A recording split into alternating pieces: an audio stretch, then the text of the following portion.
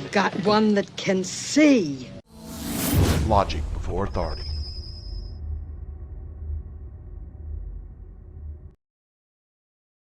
Hi guys, this is Daniel Alexander Cannon here on Logic Before Authority. Still dealing with this spring voice thing. I want to show you some things that are pretty undeniable, or at a minimum, highly coincidental. But there's a point where the coincidences run out and become something else. Now, we have something called the Borg. We all familiar with the Borg from Star Trek, right? Well, the Borg, they used something. I'll just read this to you here. It says a Neuralink was the term used to describe the telepathic connection between Borg drones, allowing them to act as one mind in the collective. Okay? And, I could read on here, but it's called a Neuralink. Now, we happen to have a company called Neuralink, as you're looking at their website right here. Okay. Building brain interfaces to restore control. And of course, they always have to have a really good reason to be doing these things, and it's always for our benefit, right? So Neuralink in Star Trek had Neuralink that was used by the Borg Queen in order to control the Borg drones. Now, I've already shown you how they assimilated people using needles to inject things in their bodies. And also, this is an image from Star Trek as well, where they have all these what's called Borg sat cubes. Okay? Borg sat cubes. It's an enormous amount of small Borg satellites that would hover around the Earth and allow for the communication from the Queen Borg to be able to control all of the assimilated humans upon the Earth. And it just so happens also that Starlink has CubeSats. The same Elon Musk that has the Neuralink, but they just also happen to have CubeSats. Many thousands of them that are around the Earth, even right now. SpaceX's Starlink network is composed of thousands of CubeSats working together as one system. They are of one mind. The system is all working together, coordinated, connected, and controlled as a single network to provide global coverage. Okay, they all are in what's called low orbit, of course. They're what's called a mesh network. And it's one system, one mind, one planet. Okay? And if you look at the biblical side of it, like in Revelation 17:13, they have one mind and shall give their power and strength unto the beast. The enemy will be united in purpose, thought, and allegiance.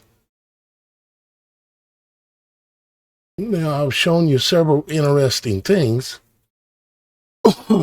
and but let's talk a little bit more about the Borg and the Borg Queen, okay? Borg activation signal. This is when they've assimilated a lot of people, but they haven't activated them yet, okay? This was their plan on Earth as a whole when it comes to the Borg. They were going to assimilate a lot of people, and they would allow to be in a sleep mode or sleeper mode, okay? And then ultimately, there would be a single signal that would come out that would activate the sleeper Borg. Borg Collective uses sub-communications and specific frequencies to maintain control over all assimilated beings. When the signal is transmitted, dormant drones, meaning anyone and anything that has been assimilated, dormant drones are reactivated instantly, mind, body, and will assumed by the collective. Borg Queen.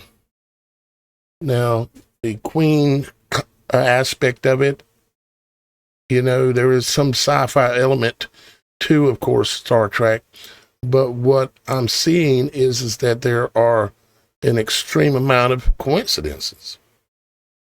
And these are just a couple. I've shown many others in other videos that I've done. See, it kind of like gives the stages here, like a dormant, disconnected, assimilated, but not currently linked.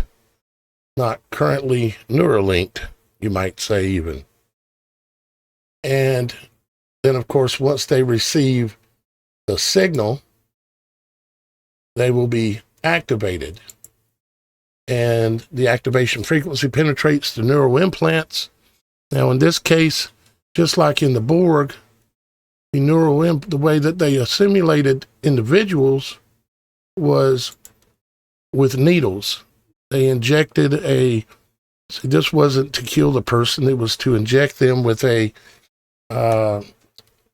simulation serum, you might say, a mix of bio and technology in order to take over the body, okay? And then I also showed you in a previous, hopefully this doesn't make us go through a bunch of commercials here. Let me turn off the volume. And of course, it's going to make us watch a Roach commercial.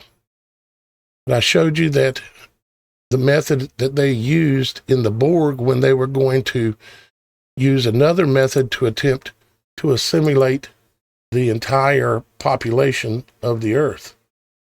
And let me show you that little scene again because it's very important. This was a weapon that was on top of, I think it was actually on the Enterprise. The Borg had taken over part of the Enterprise, and they put this weapon on top.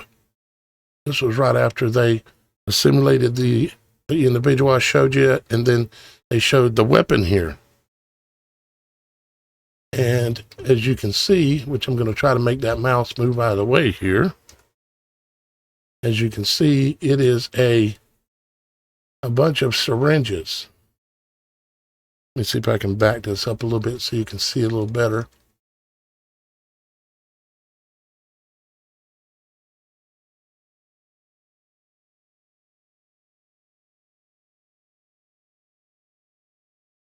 Well, you can see it there, what I'm trying to say to you. There we go. There's all your syringes.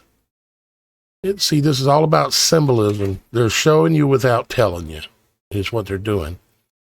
And so they were saying, we're going to send all these syringes down to the Earth and assimilate everyone.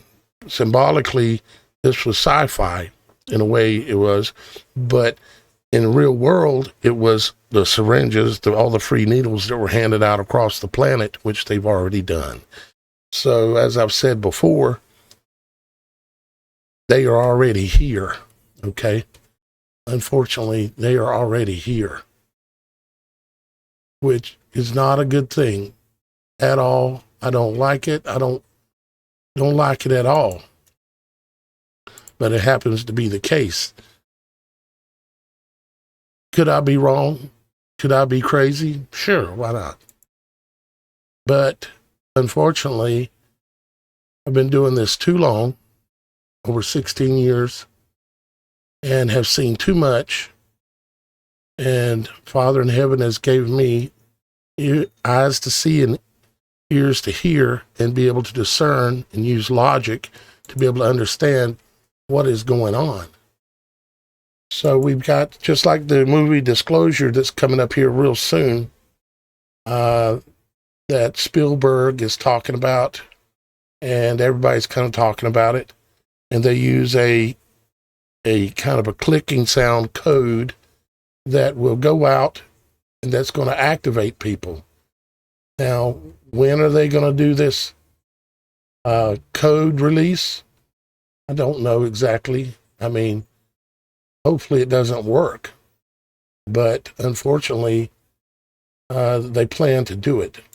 They've got the Borg satellite cubes in place. They've got Neuralink going on at the same time. I mean, there's so much that's going on. And then, of course, they've got all the satellites in place, all these different types of satellites to pull off this grand illusion, this grand deception that's coming very soon. Now, I would say that this is going to go down by 2030, okay? Because all these satellite companies all their goals are based on having everything in place by 2030. You see, everything is based on 2030. See, the global network by 2030.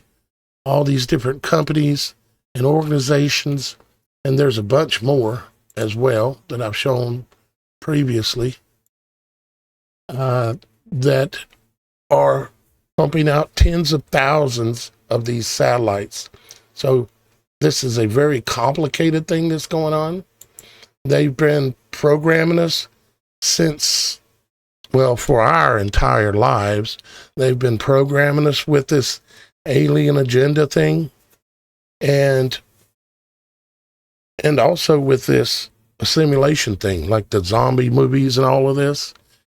It may or may not play out like the zombie movies where people are just wandering around like, I mean, we ain't too far off of that actually already if you go to town very much.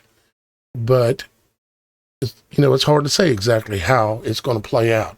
I wanted to show you just a few more things that I put together with all of this. And I think those were the main additional things that I put together. Let's see. Yeah, Operation Warp Speed. Of course, Operation Warp Speed is a direct nod to the Borg cube. You can see the Borg cube. And of course, this is Operation Warp Speed. Warp Speed comes from Star Trek. And you can see that this thing that gets inside of your body and infects the body and assimilates the body is being warp speeded, you might say. And there's no way, I don't believe there's any way that, unfortunately, that I'm wrong. I don't believe there is any way, unfortunately, that I'm wrong. Let's see, I've got another topic too that I wanted to kind of go over with you here, or give you a little bit more update on. I believe it's this one here. Let's see. Is this it? Yeah, it is. Okay. Let's save that. This should be saved. Okay. So, as y'all guys know, also I'm digging into the bloodline movements and all this of the generations of Esau, or Esav, as they say in Hebrew. Esav. We pronounce it Esau. Okay. But just so you know, if you're new here, Esau was the firstborn son of Isaac and Rebekah, the twin brother of Jacob. He was a skillful hunter and a man of the field. And Esau sold his birthright because he was firstborn to Jacob for some red lentil stew. And Esau is Edom. Edom are the Edomites. And the Edomites, over time, they became, they had children and babies, and they married into these different clans. And what I'm doing is I'm tracking all of this and documenting it and then creating these images so that I can share it with y'all guys. Like the sons of Esau was Eliphaz, Ruel, Juesh, Jalem, and Korah. Okay. And then you got to go and trace these individuals and see where they went to. Okay. And see who their children were and go on from there. Okay. Like, which I have documented here. The word El, E-L, is a word for it's a word for like God, but it's not the God that we think of. Unfortunately, that's a way of looking at something that I've had to change. El may as well be Satan. Okay, it's not God as in the Most High God. Okay, our Father in heaven. These are the fallen. That God is one of the fallen. Okay, and as I've shown y'all guys recently as well, these guys have a religion and they follow and they worshipped Q. Of course, Q is another reference to, trust the plan, the whole Trump Q thing. Okay. And what I'm trying to do, though, is I'm trying to track the bloodline down and see what each son or daughter was known for, and trace it forward in time and see if there is any rhyme to time. Okay. Yeah, I'm a poet and didn't know it. Rhyme to time. And, like, are there companies that are using the names of these people, of these historical people, okay? Or are there groups that are using these names? And the answer is yes. I can already see that absolutely for sure. But it's just going to take quite a bit more work in figuring it all out, okay? Because you've got a lot, okay? It's a lot. Like if you have to use the Bible, but then you also have to use a lot of different things to try to get the bigger picture of things. Like the Nabateans, which is that word is a very interesting word to me, and I could explain why, but it would just sound crazier than I already sound, right? Nabateans, somehow, let me just say it like this. Somehow this ties to, Esau. He was said to be a very large in stature man. He was a hunter of the woods and lived in the woods, and he was very hairy and red. Okay. That sounds like Bigfoot, don't it? The funny thing is there's a guy that claimed he was in direct communication with a clan of these woods people, that I remember he said the daughter's name was Nebatea, the daughter of the Bigfoot, the main one he was communicating with somehow. And I can't say that he did or he didn't, or if I believe it or not, I'm not sure. But I just remember Nebatea. And I'm like, are you kidding me? And one of these clans of these people was called the Nabateans. That is a trip. Okay. Anyways, let's see. Where do we want to go from here? I'll just go through this real quick. You had Esau, and Esau was Edom, and then Edom turned into the Edomenians, or something like that, okay? And then they also turned into Arab tribes, the Nabateans, and then ultimately spread to Rome and spread and had great influence, because these people are not like us, okay? They are highly,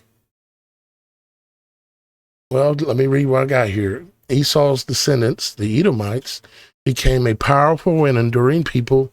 They lived in strategic lands, controlled trade. So when you're thinking about this, think about the modern people that run the world, okay?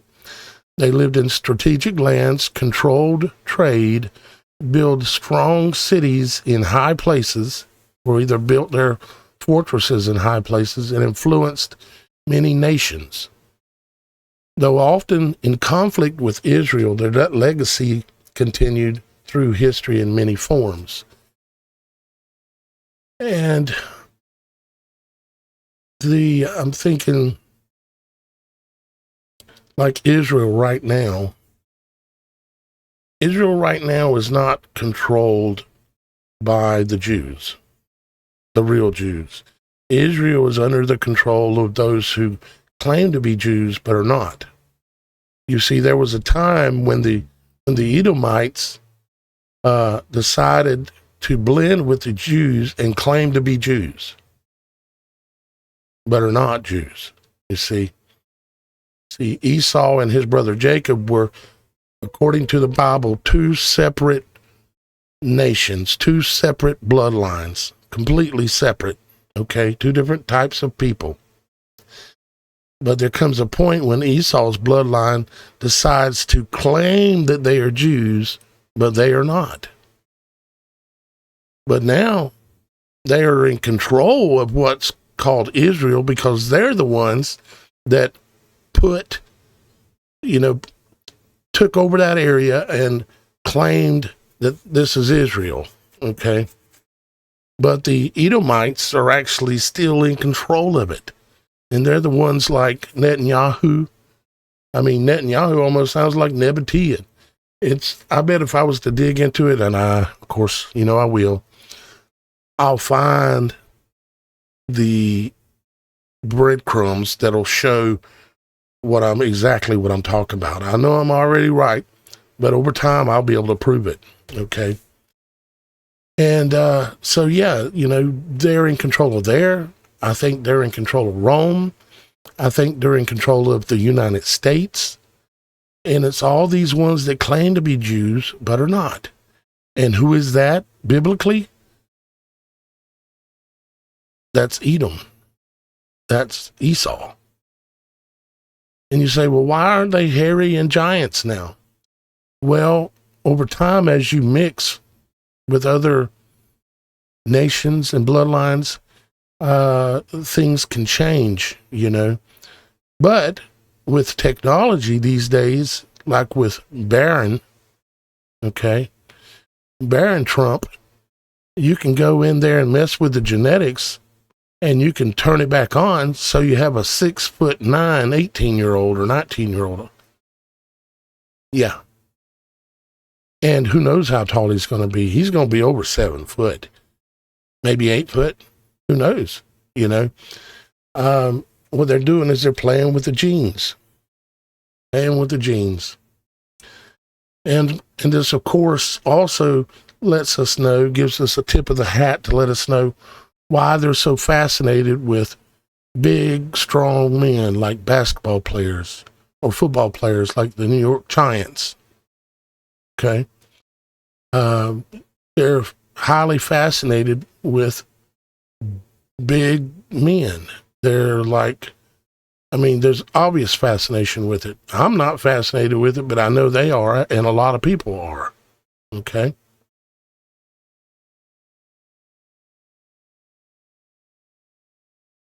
This story is going to continue, and it's going to be interesting because there's so many aspects to it that you've got to figure out and discern. Their religion. I've talked about that some. What was their religion? Well, they worshipped what's called the Greek gods, like Apollo. And I think probably have the whole list of them here. I know I did, so I'm sure I still do. Yeah. Like here. Well, the first one that they worshiped, they called him Q, okay, as you see right here. And then they switched to Apollo, and then Ashtoreth, Moloch, Baal, and Dushara, and others. And what these guys are, as I mentioned previously, is that they are the fallen angels.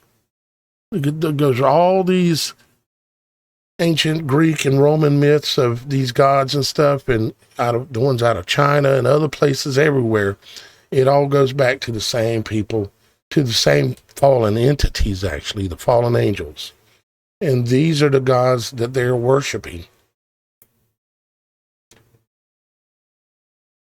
And you can literally, like I've done here, you can literally match up their attributes that are documented to them to match up their attributes that are documented to the fallen angels. It's not hard, actually. Once you figure out what you're doing, you can literally line them up and show it. It's all there to be seen. You just have to get on the trail and stay on the trail, I guess you'd say. Yep. And there's also a heavens element too that ties some of this together as well, with the wandering stars, okay, and their connection to the fallen angels. I think there's definitely a connection there. What I'm still working on, but definitely a connection there as well. Let's see. Was there anything over here new that I wanted to show you? No, I don't think so. Yeah, there's Apollo's lyre, or one symbolic example of it. I guess that's probably good for the moment. I want to thank